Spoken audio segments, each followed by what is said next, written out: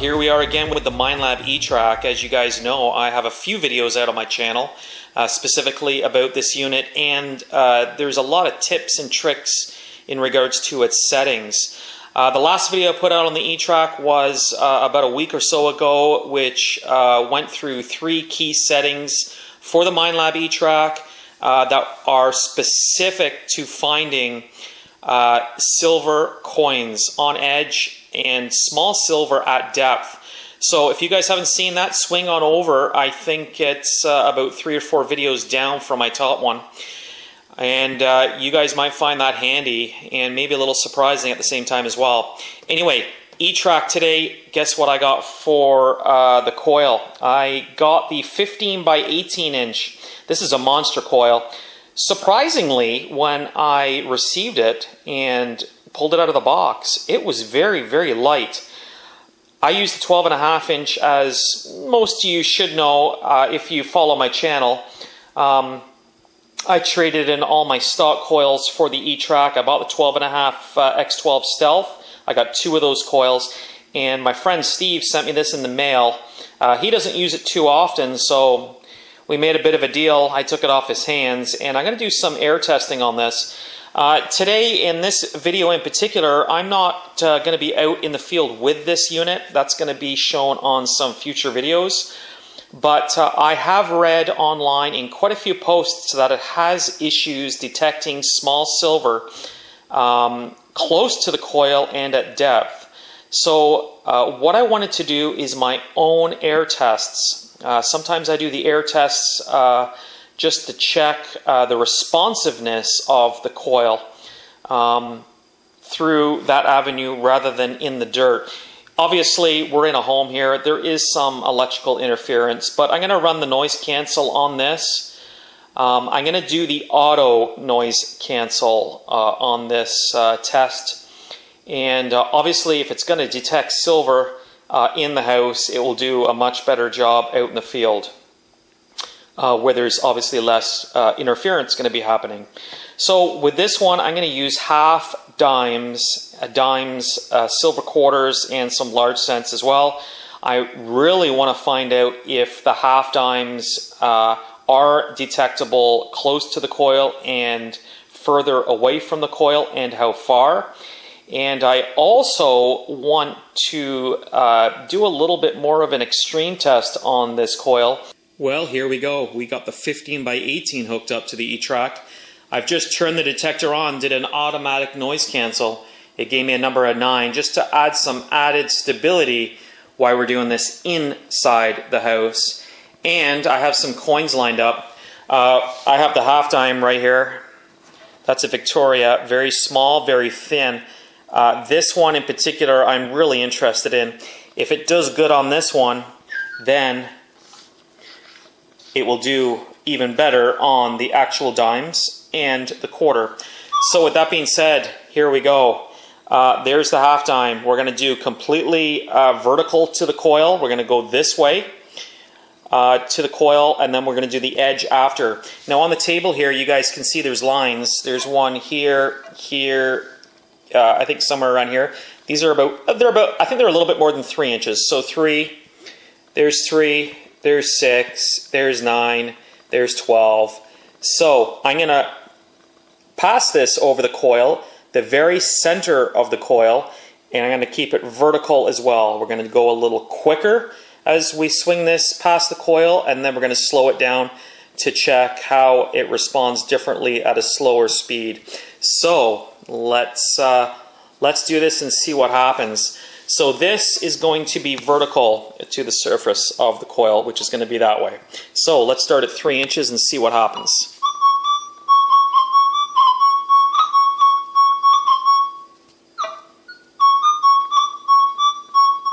Okay, let's move out. This is 6 inches. I'll try to keep it as best I can by doing this. So, and as you can see, it's vertical. Let's go to 9, right where this line is. Starting to break up a little bit there.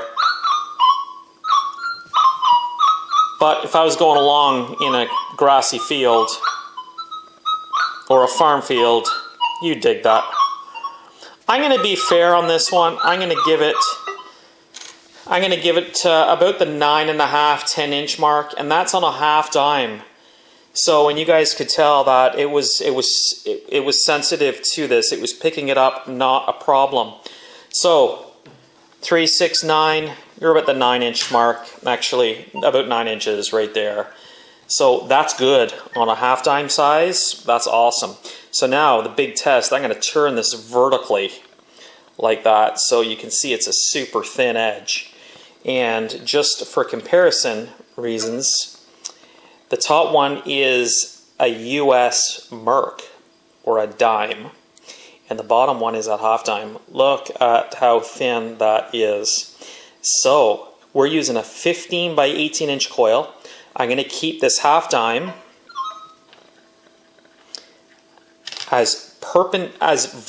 just like this. I'm going to keep it steady on edge. I'm not going to twist it a little bit. I'm going to keep it like that, and I'm going to swing it past the center of the coil. And let's see if we can get any depth on this, or if it will pick it up. So right now the coil is it's quiet. The odd little chirp, but that's okay. And let's move this past the coil. We're going to start at 3 inches and see if it actually detects the half dime. Here we go. I'm going to keep it. I'm going to focus on keeping this vertical.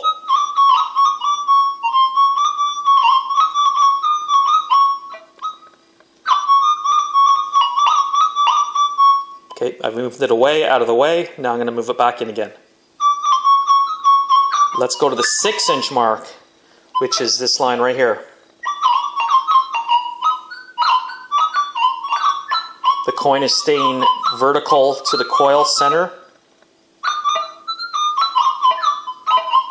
It's a little chirpy, but remember, you got windings in here, here, here, here. So with it being so thin, you probably have detection possibly coming around here. You got this coming around. So the signal is going to be a little bit different. I'm going to turn it now flat. So listen to the difference. So if a coin is vertical, or sorry, is just laying flat to the coil, you get a nice signal. But let's turn it now the other way. So it's on edge now. So you still get a signal. It's just a little bit all over the place, as you can tell. But I'm at 6 here. This is 9. And I'm center as the coil. And this is on edge. Let's move it in. So about there. So on edge, a half dime, that super, super thin edge, I can get 6 inches on that. And when it's vertical or facing the coil flat, I can get on the extent of the 9. So I'll move back a little bit so you can see. There's the coil, and there's that half dime. That's quite significant. 9 inches on a half dime is awesome. And super sensitive too. Let's go to the dimes actually. Let's go to the Merc. Same again. Let's try this and see what happens. I'm going to go flat this way against the coil. Center is the coil. It's 3 inches. 6. 9. That's level as this. Look. Nice high tone. Let's go to let's push it to 12.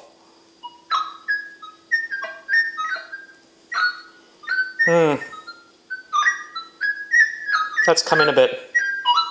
So we're looking at about 10.5 inches there. A little bit further than the half dime, but still 10.5 inches on a dime, that's pretty good.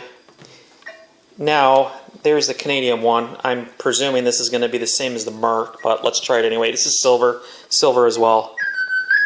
So 3, 6, 9. That's 12. So you could say the dimes all around, they're in this area right here. So 10, 11, they're closing on that foot. That's the foot right there. That's 12 inches. And we can clearly, as you guys could hear, get those dimes at a foot, no problem. I'm going to turn one of these on edge. Let's try the Merc. Okay, this is going to be on edge vertical to the coil.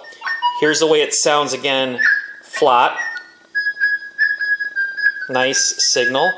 Now we're going to rotate this now this way. So it's kind of all jumpy. Now this way. This way. So let's move this out.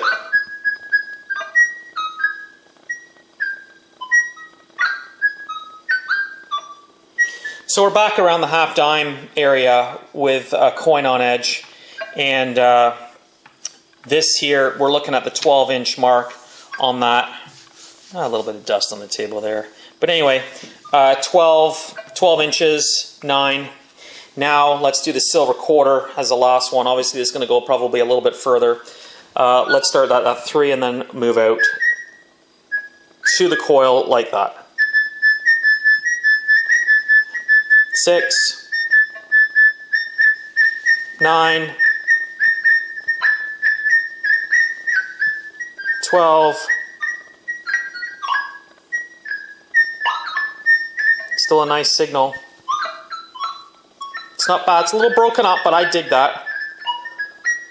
Now we're going on 15 inches on this line right here.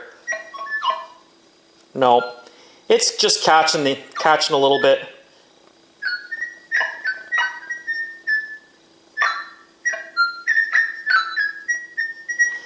You're all around there. So you got 9, 11, 12, 11, 12, and then you got about 13 inches on the silver quarter. Let me move back a little bit and you guys can see, that's quite a distance from the end of the coil if you were to detect these signals. And as you guys could hear, where I've put these coins, it's not like it's in and out signal-wise. You're getting a signal in each pass of those coins. And that small one there, the very small one, close to the line, this one right here, on edge, I mean, you were getting 6, 7 inches on edge on a half dime. That is impressive, that's for sure. So all this chit-chat about the 15 by 18 inch not getting small silver close to the surface or on edge, forget it, busted. Let's do a couple more things. Sorry guys, I'm trying to balance this stuff with some other coins that I have here. Why don't we just do a couple more just for the fun of it. I'll throw in a penny, throw in a large cent Canadian, I'll throw in a Connecticut copper US, and there's a token too. So let's do the penny. Again, 3 inches. A little bit of a lower tone. I have this ETRAC fine-tuned for silver anyway. 3, 6, 9.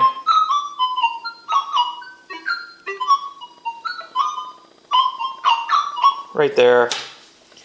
10 inches on that. Now, large cent. This is a Canadian large cent. Let's try this one. This should be a lower tone. 3 inches. 6 inches. 9 inches.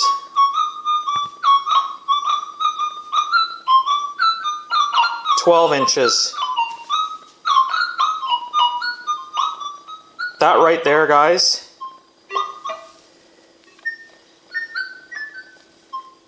That there is a 15.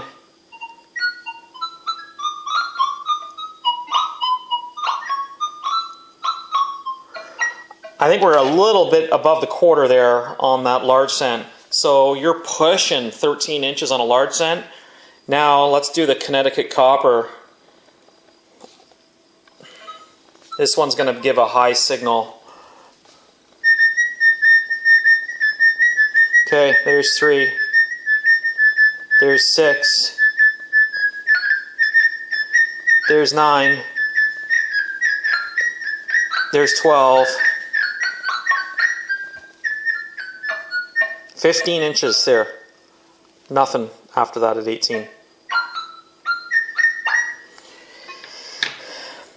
15 inches on a Connecticut copper.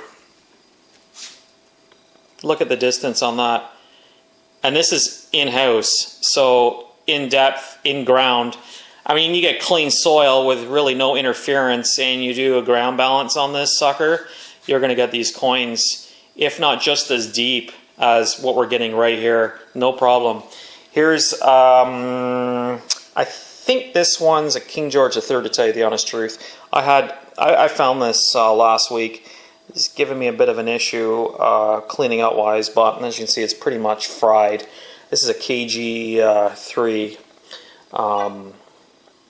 halfpenny. 3, 6, 9, 12,